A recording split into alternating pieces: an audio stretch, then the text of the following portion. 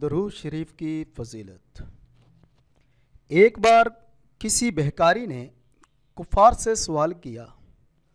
उन्होंने मज़ाक़न अमीरुल मोमिनीन हज़रत सैयदना मौला मुश्किल कुशा अली मुर्तज़ा शेर खुदा करमल्लाहु वजहू के पास भेज दिया कि जो के सामने तशरीफ़ फरमा थे।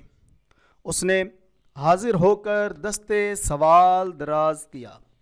आप करमल्लाहु वजहू ने 10 बार दुरूद शरीफ पढ़कर उसकी हथेली पर दम कर दिया और फरमाया, मुट्ठी बंद कर लो और जिन लोगों ने भेजा है उनके सामने जाकर खोल दो।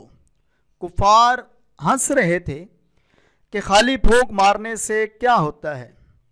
जब साइल ने उनके सामने जाकर मुट्ठी खोली तो उसमें से 1 दिनार था।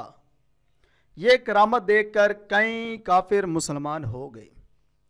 इसी तरह का एक और वाक़या कि एक हबशी ग़ुलाम जो कि अमीरुल मोमिनीन हैदर करार साहिब जुल्फ़कार हसनैन करीमैन के वालिद बुजुर्गवार हज़रत मौला मुश्किल कुशा अलीउल मुर्तज़ा शेर खुदा से बहुत मोहब्बत करता था। शामत आमाल से उसने एक मर्तबा चोरी कर ली। लोगों ने उसको पकड़कर दरबारे खिलाफत में पेश कर दिया और ग़ुलाम ने अपने जुर्म का इकरार भी कर लिया।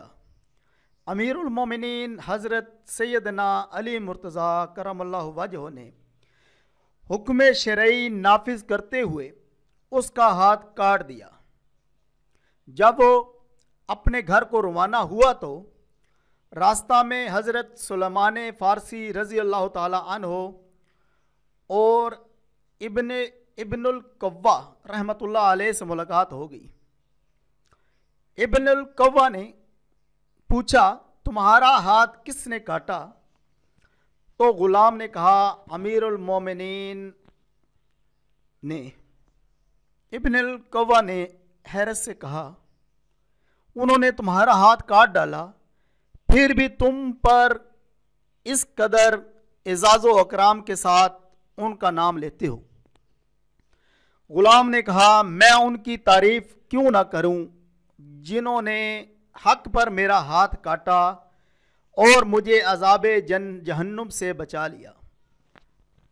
हज़रत सैयदना सुलेमान फ़ारसी ने दोनों की गुफ्तगू सुनी और सैयदना अली मुर्तज़ा करमल्लाहु वजहू से इसका तज़किरा किया तो आपने उस ग़ुलाम को बुलवाया और उसका कटा हुआ हाथ कलाई पर रख कर रुमाल से छुपा दिया। फिर कुछ पढ़ना शुरू कर दिया। इतने में एक गैबी आवाज़ आई, कपड़ा हटाओ। जब लोगों ने कपड़ा हटाया तो ग़ुलाम का कटा हुआ हाथ कलाई से उसी तरह जुड़ गया था कि कहीं कटने का निशान तक नहीं था। सुभान अल्लाह, सुभान अल्लाह।